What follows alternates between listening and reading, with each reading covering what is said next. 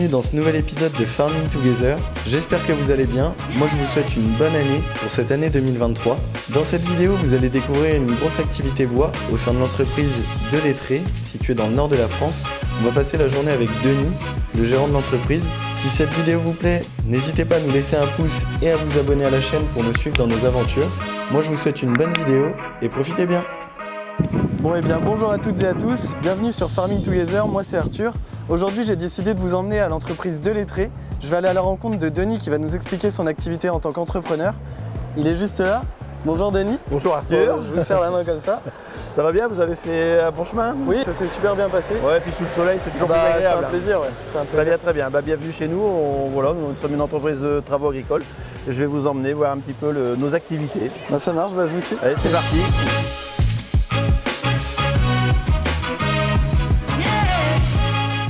Nous sommes ici dans le bureau d'accueil où c'est ici qu'on pilote les 75 salariés que compte la société en fait, qui travaille dans les travaux agricoles et le bois énergie.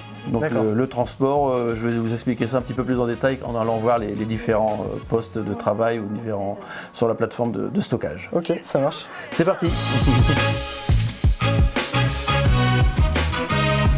Donc là on arrive sur la partie plus bois, c'est ça? Donc l'entreprise De Lettré aujourd'hui, sa principale activité c'est le bois énergie.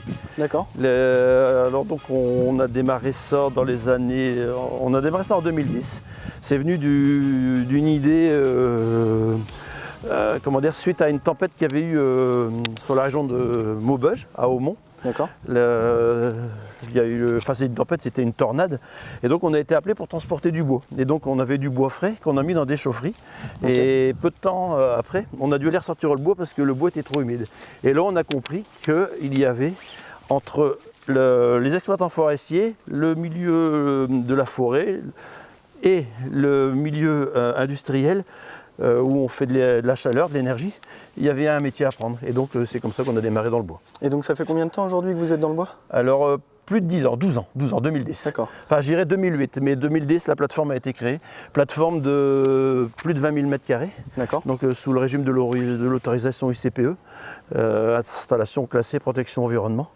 Donc avec des règles bien précises de stockage et sur laquelle on peut stocker jusqu'à 70 000 m³ de bois. Ah ouais, c'est impressionnant. En fait ça nous permet de stocker l'été, quand il fait bon, aller chercher le bois, et puis de ressortir l'hiver quand on a besoin de l'énergie. D'accord. Et donc votre activité bois aujourd'hui, elle a commencé avec tout ce qui était transport, mais il y a eu l'achat aussi de broyeurs à bois si je ne me trompe pas. Tout à fait. Au départ, oui, on ne faisait que le négoce, on n'a fait que le stockage.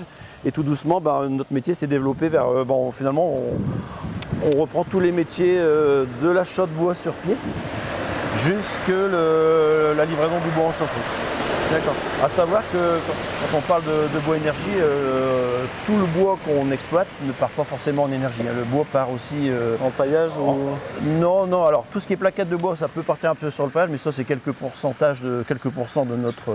de toute la plaquette qu'on fabrique ou qu'on livre.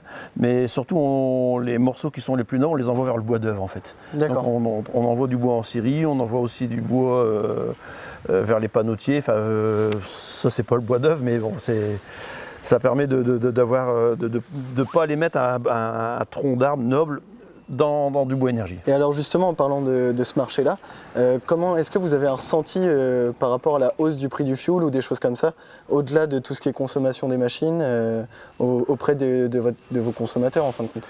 Alors c'est un petit peu le problème du moment en fait. Les indices de revalorisation du bois n'évoluent pas aussi vite que l'énergie en fait. Et donc nous, actuellement, on souffre un petit peu d'énergie très très chère pour faire tourner nos machines, d'un ensemble de machines ou des réparations qui augmentent, et la courbe de valorisation du bois, elle est beaucoup plus lente. D'accord. Donc on doit faire attention. D'accord.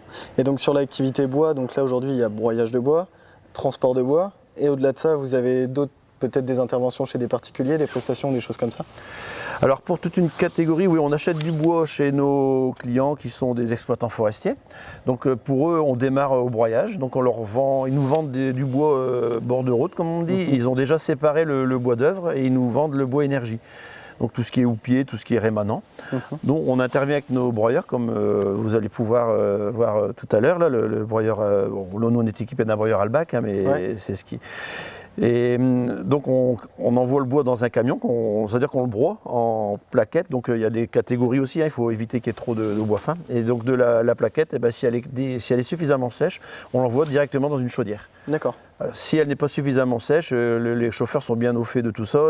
Et nous aussi, quand on achète le bois, on va le ramener chez nous, puis on va le laisser sécher sur ces tas de bois que vous pouvez voir juste sur le côté. Ça permet de le faire baisser en humidité. À côté de ça, il y a la partie agricole. Donc ça, comment est-ce que ça s'organise justement, cette partie agricole au sein de votre entreprise ? Disons que c'est des métiers qui sont toujours issus de l'agriculture, sylviculture, qui se marient bien. On a des chauffeurs qui sont très polyvalents, des chauffeurs qui peuvent sauter de la moissonneuse-batteuse pendant l'été. Donc ces saisons creuses de printemps où il faut moins de bois énergie, ou ces saisons d'été, comme je dirais, ou même d'automne où il faut moins de bois énergie, il y a beaucoup de salariés qui partent sur les machines agricoles, donc je pense les semis au printemps, les semis d'automne, les arrachages de betteraves, les maïs, j'en passe, hein, tous ces travaux agricoles. Et quand la saison est finie, un peu comme maintenant, ils vont partir vers l'activité bois pour aller livrer les chaufferies ou broyer le bois. Votre rayon d'activité, il s'étend à combien de kilomètres pour avoir une idée ? C'est une bonne question ça. pour les travaux agricoles, c'est très local en fait. Hein. On a des clients qui sont chez nous depuis, qui viennent déjà de l'entreprise qui a été créée par mon père et qui sont restés fidèles à l'entreprise de Lettré. Je pense à quelques-uns qui étaient déjà là parce que c'est une entreprise familiale en fait. Et je pense à l'un d'entre eux qui était déjà client de ma grand-mère. Ah oui, d'accord. Vous voyez, donc, enfin de mes grands-parents. Et donc c'est très très proche. Je dirais c'est 25 km pour 90% des clients, c'est 25 km autour de chez nous, 20-25 km. Par contre, dans le bois énergie, on va beaucoup plus loin. On est frontalier avec la Belgique, on est à 10 km de la Belgique, et ce qui fait que quand on trace un cercle autour de nous, on a un tiers de notre territoire qui est sur la Belgique et les deux autres tiers sur la France. Et on va jusque dans tous les Hauts-de-France, et on a aussi un atelier qui tombe dans la région dans le 51. D'accord.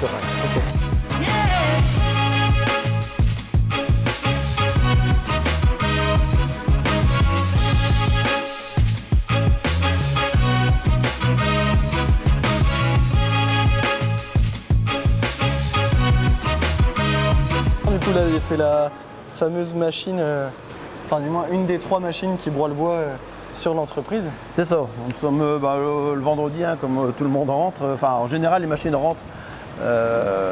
Et puis voilà, on fait un petit tour d'inspection, voir si tout est bien pour redémarrer le lundi, ou parfois elle reste une journée en fonction des besoins. Ouais, d'accord. Et voilà, on a un atelier, donc chaque porte c'est un poste de travail. Ok. Et donc pourquoi, enfin là je reviens sur tout ce qui est broyeur à bois, pourquoi est-ce que vous êtes parti sur des automoteurs plus que sur des machines avec un tracteur indépendant pour gagner en polyvalence ?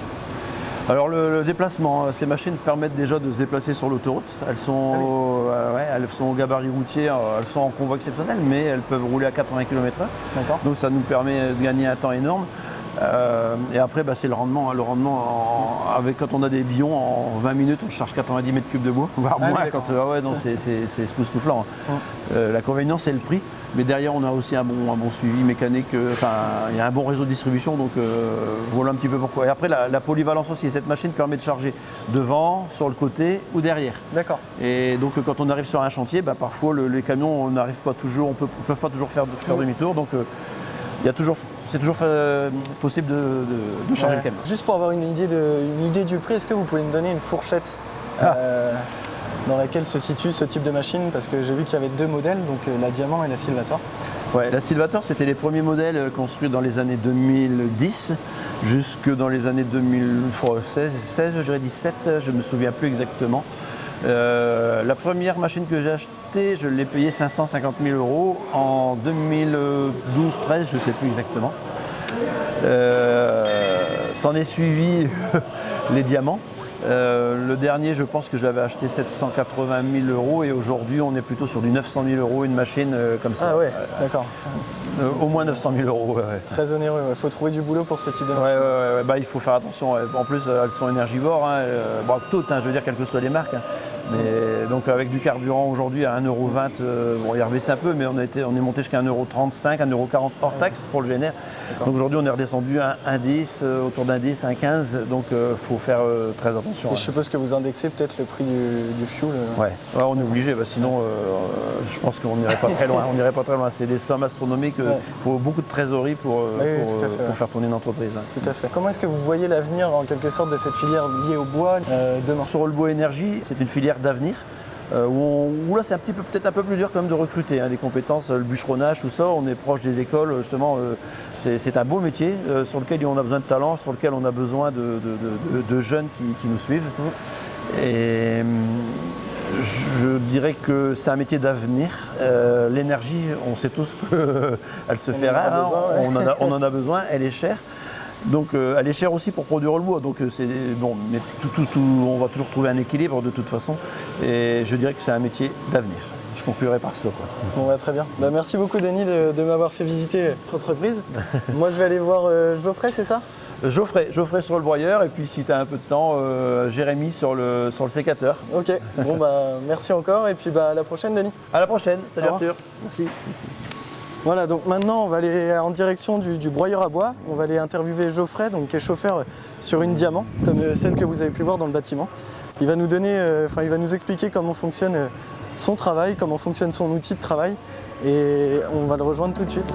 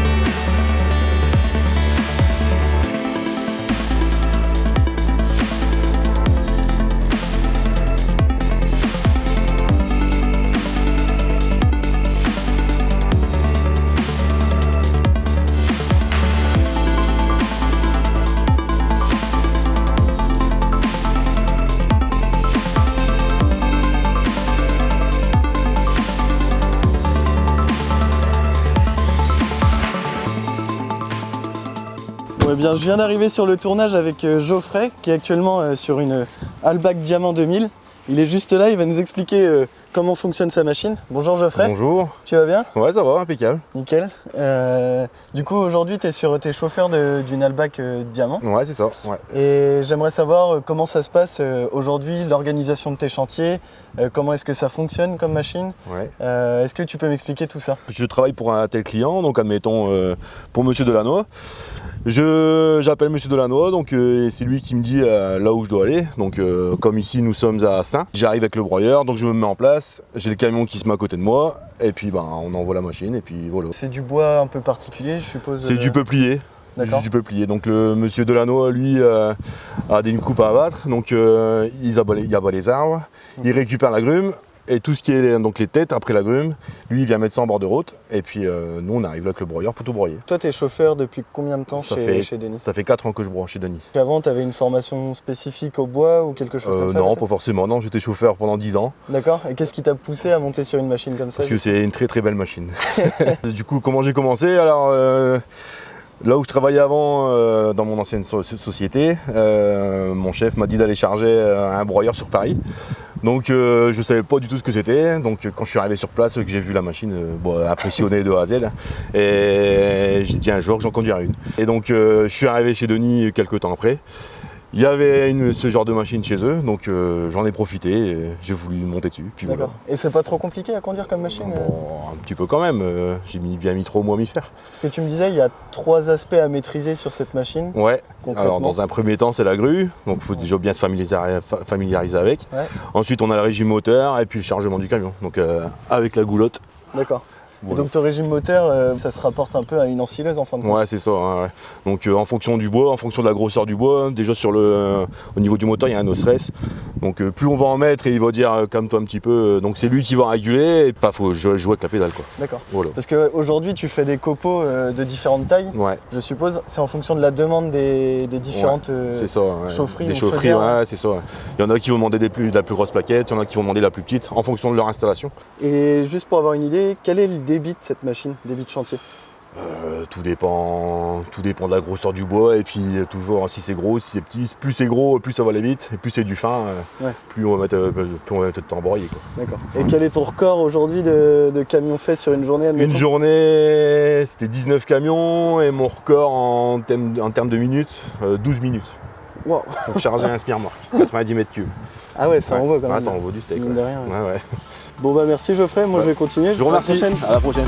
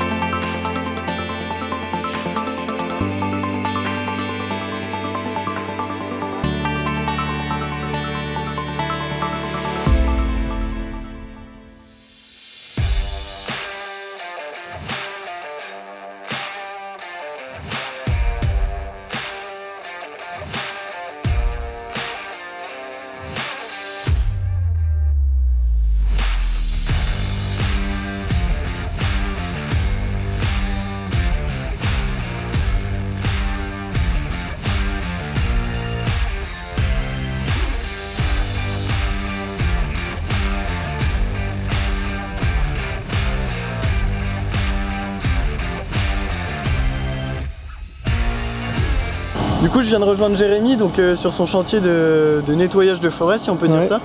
Est-ce que tu peux nous expliquer, parce que par curiosité, je pense que ça pourrait intéresser plus d'un de savoir ce que tu fais dans cette forêt. Est-ce que tu peux nous en dire un peu plus, Jérémy? Donc l'idée du propriétaire, c'était, en fait c'est une parcelle de peupleraie, de peupliers en gros, et en fait il voulait nettoyer tout le sous-bois et en fait de garder tous les essences nobles, donc tout ce qui est pied de chêne, châtaignier, des hêtres. Il veut tout garder ces essences-là et tout ce qui est aubépine, sureau, tout le petit taillis en fait on évacue. L'idée c'est d'éclaircir la parcelle en fait, si vous voulez. D'accord. Tu es équipé d'une pelle Volvo, je suppose que c'est une 16 tonnes, 18 tonnes? Non, c'est une 23 tonnes. 23 tonnes. 23 tonnes compacte, ouais. Et c'est quoi cet outil là? Cet outil c'est un sécateur en fait, il est équipé d'un couteau, enfin là on le voit pas, mais il est équipé d'un couteau pour couper justement tous les arbres en fait. Si vous voulez, on a un doigt qui vient attraper l'arbre et une fois que l'arbre il est attrapé, le couteau il se referme et on coupe l'arbre. D'accord, ok. Et donc toi tu t'occupes de ça toute l'année peut-être? Quasiment toute l'année, je fais un peu d'agricole entre deux, mais je fais les 3/4 du temps je fais du forestier. Ouais. D'accord. Et ça questionne peut-être ton travail? Il y a beaucoup de curieux, il y a beaucoup de râleurs on va dire, les gens ne comprennent pas forcément pourquoi on coupe des arbres. Après on coupe pas des arbres pour le plaisir, on fait ça, là c'est du nettoyage en fait, on garde tous les grands peupliers, ils vont rester, tous les essences nobles ils vont rester, c'est juste du nettoyage pour éclaircir les parcelles après. Mieux relancer le bois en quelque sorte. Voilà, c'est ça, et puis permettre à des essences comme des chênes tout ça de mieux pousser, qu'ils étaient forcément étouffés avec tous des noisetiers ou n'importe quoi, enfin qu'ils puissent se développer tranquillement, quoi. D'accord. Bon bah nickel, merci Jérémy d'avoir de rien. répondu à mes quelques questions. Merci à vous. Et moi du coup ça va être une fin de tournage pour moi aujourd'hui. Il n'y a pas de souci. Je vais te laisser finir ton chantier, bon je pense que c'est ta fin de journée aussi. Ouais, bah oui. Et voilà.